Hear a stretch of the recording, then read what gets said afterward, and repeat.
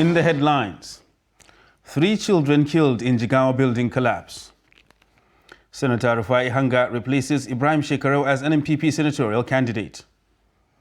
National Security Advisor says 54,000 fraudulent payroll entries detected in IPPIS through whistleblowing policy. And on the foreign scene, Premier League fixtures postponed following Queen's death as King Charles III to be proclaimed new monarch on Saturday. Hello and welcome to Trust TV News Update. I am Ibrahim Yusuf.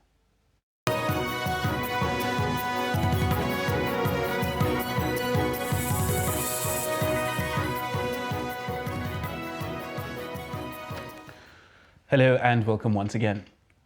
The police command in Jigawa has confirmed the death of 3 children in a building that collapsed in Dutse, a local government area of the state. The command's public relations officer, DSP Lawan Shisu, who confirmed this in a statement in Dutse, explained that the incident occurred on Wednesday morning in Yakase area of Jigawa's Ada village due to heavy rains. The police PRO explained that upon receipt of the report, police moved to the scene, evacuated the victims and rushed them to General Hospital Dutse. However, the 3 children had died on the spot before they could be rescued, as was certified by a medical doctor on duty. The police PRO noted that the remains of the deceased had since been released to their families for burial. It is the second incident in a week as a building caved in on Sunday night, killing a housewife in Gwaram local government area of Jigawa state after heavy rainfall. And to politics now, where Senator Rufai Isani Hanga has clinched the Kano Central Senatorial District ticket under the New Nigeria People's Party, NNPP. Hanga will fill the vacuum left by Senator Ibrahim Shekaro, who defected from the NNPP to the People's Democratic Party, PDP. The affirmation of Hanga was held at Sani Abacha Youth Center in Kano, led by the Kano Central Chairman of the NNPP, Abdullahi Zubair, and witnessed by hundreds of party faithful from across the 15 local government areas that made up the Kano Central Senatorial District. Senator Shekaro recently left the NNPP for the PDP following some unresolved disputes regarding the allocation of candidates in the party. The chairman of the Independent National Electoral Commission, INEC, Mahmood Yakubu, has explained why the commission changes results sheets during elections.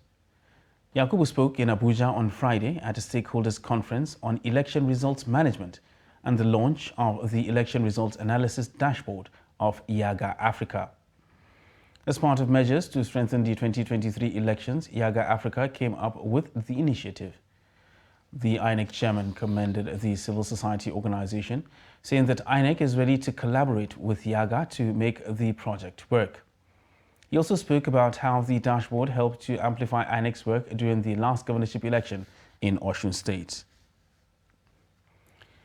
The Speaker of the Ogun State House of Assembly, Olakunle Olumo, says he is maintaining his innocence in the recent Economic and Financial Crimes Commission charges against him and will want the court to decide. Olumo stated this on arrival at the Assembly complex in Ogun State, said the petitions written by the impeached former Deputy Speaker of the House, Dare Quadri, were also reflected in the charges. He said the charges 10 and 11 are for the 8th legislature before he became Speaker. Olumo said he always been disciplined and upright in his position, conduct and dealings with the people. Governor Nyesom Wike of Rivers State on Friday hosted the Sultan of Sokoto, His Royal Eminence Muhammad Saad Abubakar. The Sultan visited the Ada George Port Harcourt residence of Wike shortly after he arrived at the Port Harcourt International Airport. The 2 prominent leaders held a closed-door meeting.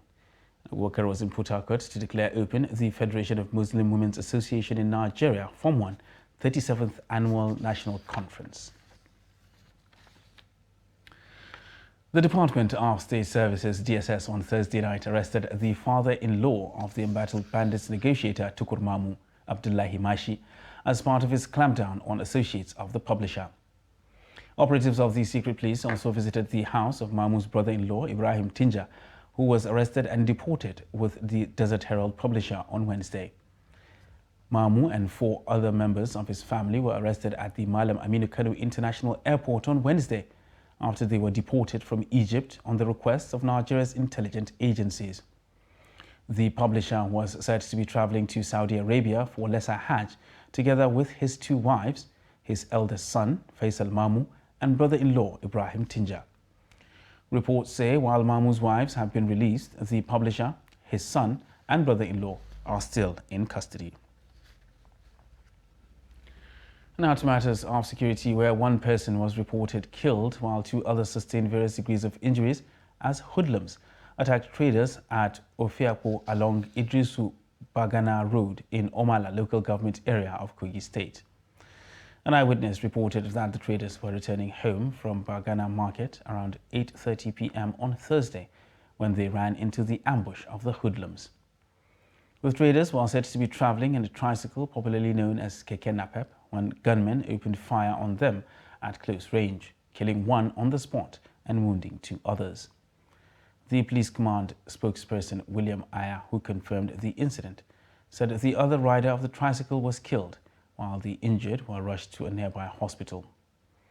Meanwhile, paramount ruler of Omala Local Government Area Traditional Council, His Royal Highness Boniface Musa Ojogba of Ife, has condemned the act. The police in Kano say 331 crime suspects have been arrested for involvement in armed robbery, kidnapping, car theft, thuggery, drug abuse, among other criminal activities. Salim Umar Ibrahim, who was at the parading of the suspects held on Friday at the State Command's headquarters, reports.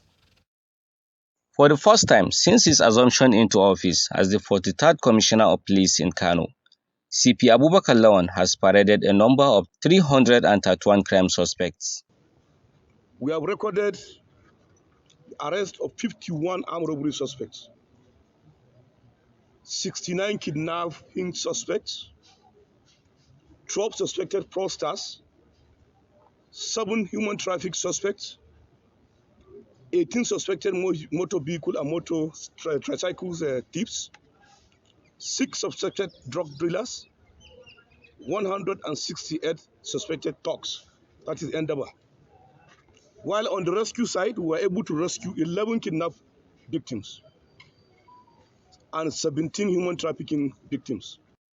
The command has also succeeded in recovery of dangerous weapons, arms, and illicit drugs. While in the recovery effort, we were able to recover 27 rifles, including 6 AK-47, 4 Beretta pistols, 1 English pistol, 1 double-barrel gun, 1 locally made SMG, 2 locally made revolver pistols, and 6 den guns. Equally, we were able to recover about 24 motor vehicles, which are here. After the edition, you go around and see it.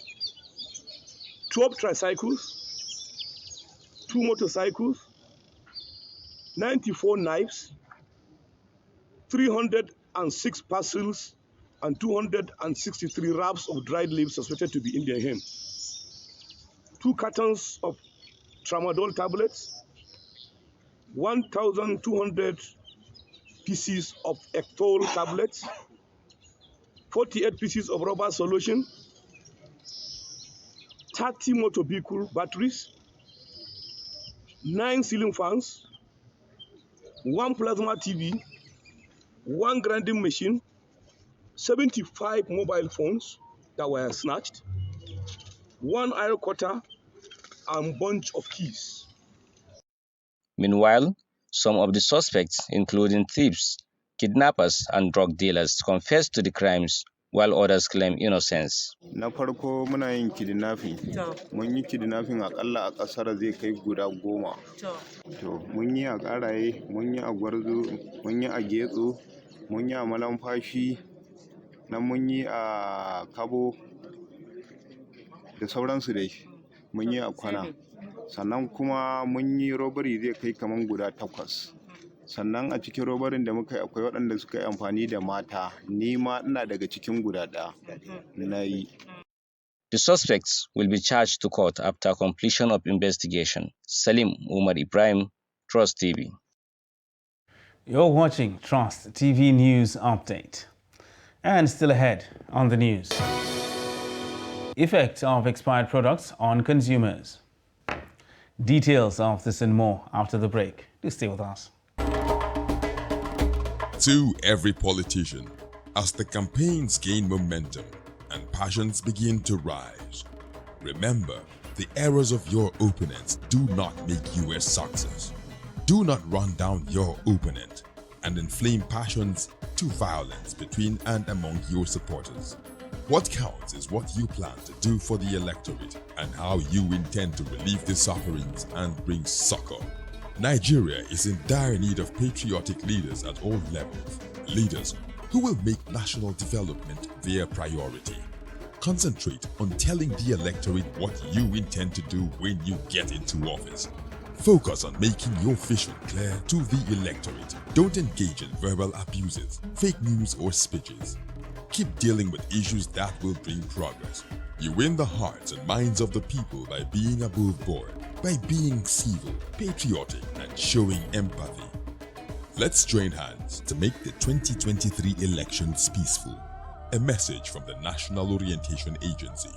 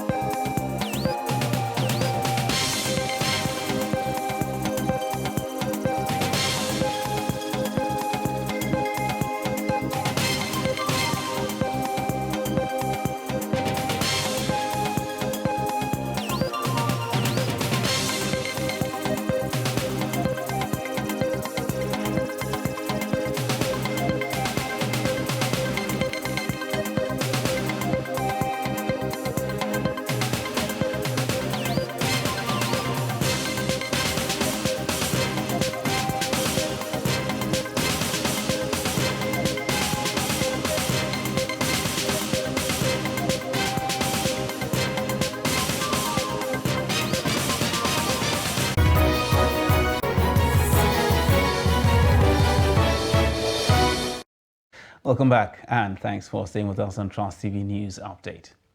Now let's recap our top stories. 3 children killed in Jigawa building collapse. And Senator Rufai Ihanga replaces Ibrahim Shekaro as an MPP senatorial candidate. And moving on to other news now.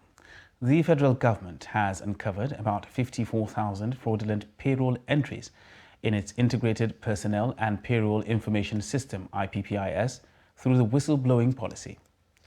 National Security Advisor Babagana Mungunu disclosed this at the National Policy Dialogue on Corruption and Security organized by the Independent Corrupt Practices and Other Related Offences Commission, ICPC, on Friday in Abuja. He attributed the discovery to the expansion of the coverage of IPPIS despite stiff opposition from some quarters. He said the implementation of the Treasury single account in more than 90% of all ministries, departments and agencies of the government has resulted in the consolidation of more than 70,000 bank accounts previously spread across deposit money banks in the country, leading to the monthly saving of about 4 billion naira in bank charges. The event was convened to discuss the current security challenges and how corruption is fueling the problems in the country. And a 14-year-old girl, Mariam Salisu, has been killed in the outskirts of Jos North local government area of Plateau State. The relatives of the deceased told Ado Musa that Mariam's body was found in a trench with vital organs missing. The report. The mother, Fatima Dalladi, couldn't hold back tears as narrated her last encounter with her daughter.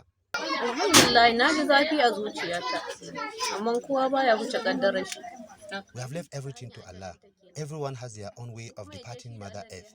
I believe that is how Allah wanted it to happen. I'm reporting the culprit to the Almighty. It is now between him and the Creator. Aisha Sani is one of the girls that witnessed the incident. She also couldn't hold back tears. We were together when suddenly the man hit Maria on her head. We started begging him to leave her alone because we couldn't understand what she did to deserve the hitting. According to Sani Babale, a resident and former councillor of the area, the deceased, alongside 12 other girls, went to a nearby bush to fetch firewood when Fatima was attacked while the rest of them ran for safety. Hakikanin gaskiya da muka samu wannan information din gaba ɗaya hankalin mu ya tashi The incident occurred around 2 p.m. The friends who went to the bush with her reported to us that when the man hit her with the bamboo, they begged him to leave her alone, but he refused and dragged her into the bush. When some residents of the community went to the scene of the incident, they did not find the man and Mariam.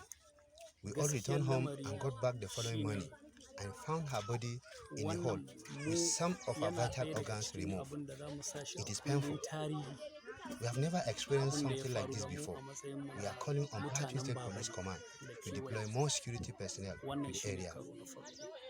Residents of the community who came to sympathize with the victim's family call on the Plateau State Police Command and other security agencies to provide more security personnel in the area as activities of criminals have increased in recent times.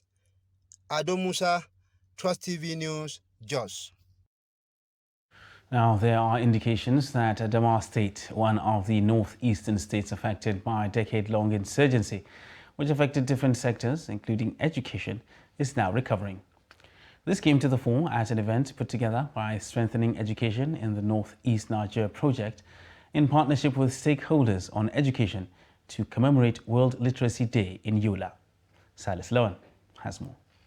Pupils from different schools were brought together to celebrate the World Literacy Day aimed at boosting reading culture. The Adegoroye family was in their sitting room watching the national news. The news hour was sacrosanct to Mr. Adegoroye. All hope was gone and there seemed to be no way out. Then came out of the blue a very beautiful light that seemed like the moonlight. It looked so bright that Ola Badmus was an exceptionally brilliant boy. Despite that, he didn't hail from a wealthy who had traveled to the state on government scholarship to study accountancy. He had really studied hard and he had emerged as one of the best students in the national examination conducted for secondary school students in the country. Gladdened by the pupils' level of comprehension, stakeholders committed themselves to the improvement of literacy in the state. Thank you. Can we clap for that? Okay.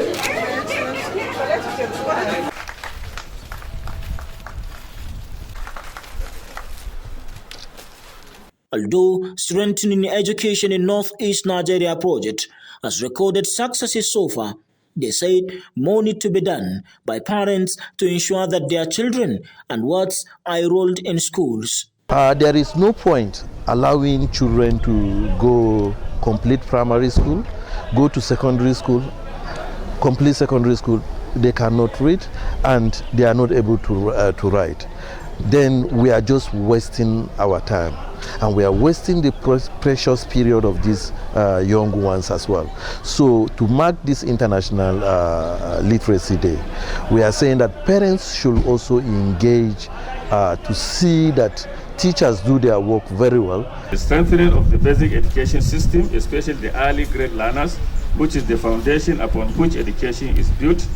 The state government, in collaboration with SENSE and USAID, funded project and better improved the reading competency of about 70% of P1, P2 and P3 learners in the state.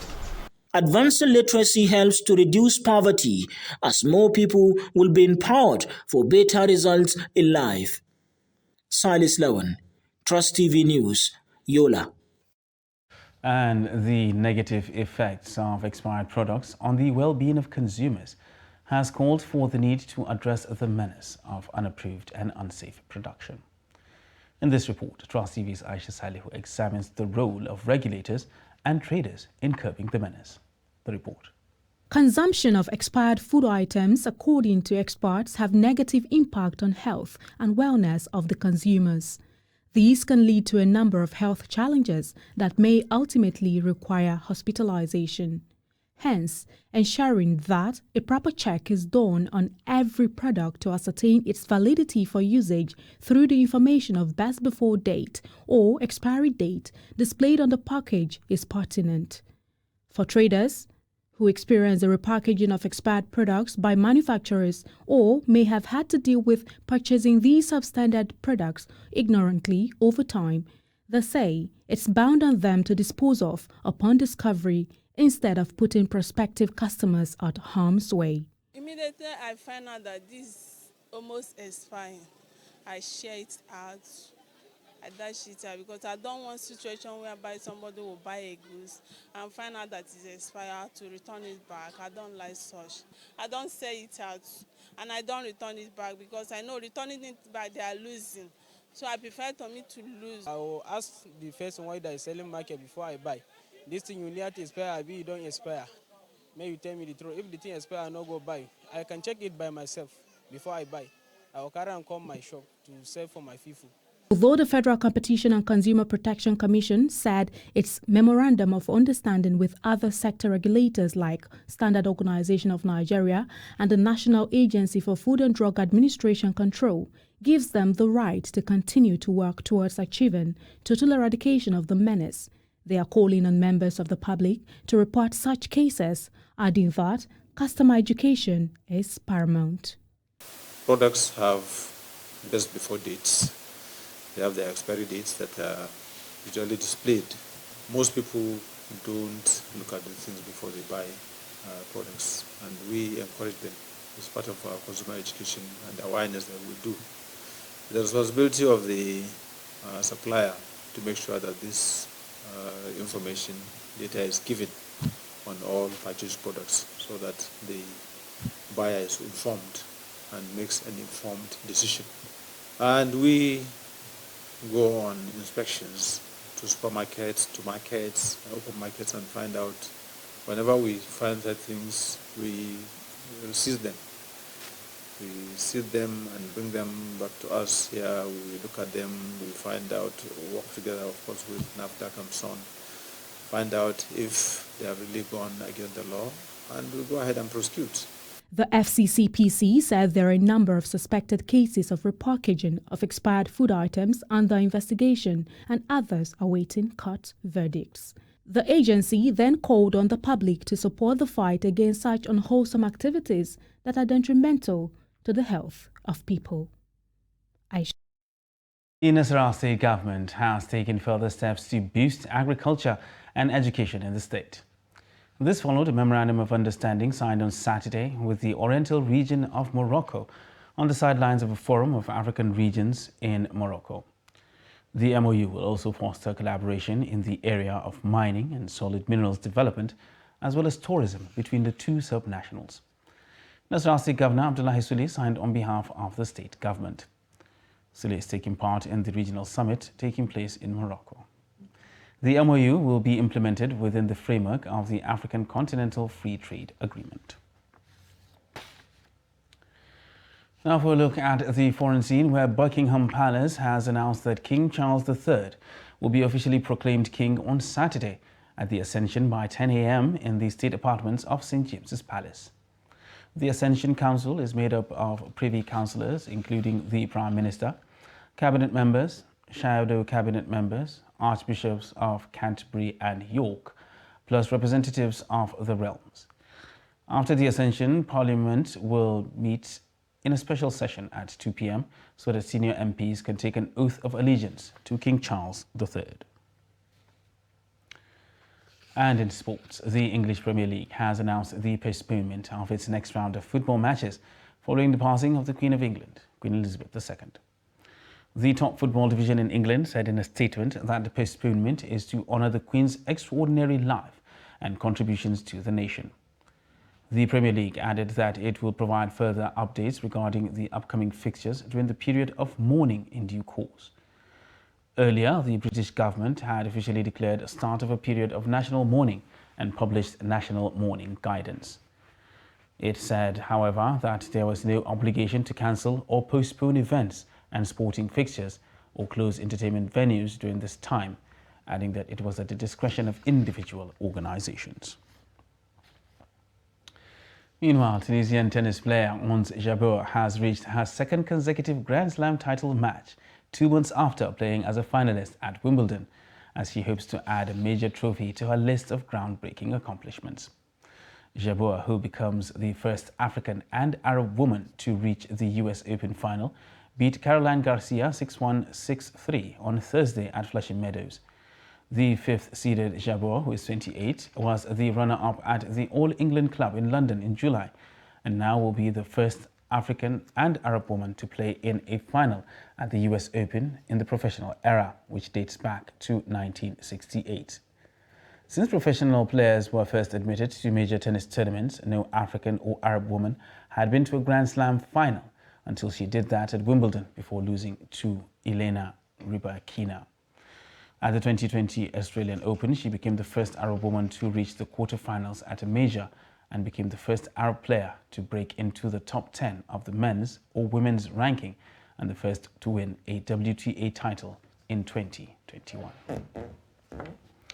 And that wraps up Trust TV News Update for this hour. For more news, you can subscribe and follow us across all our social media platforms. I am Ibrahim Yusuf. Thanks for watching.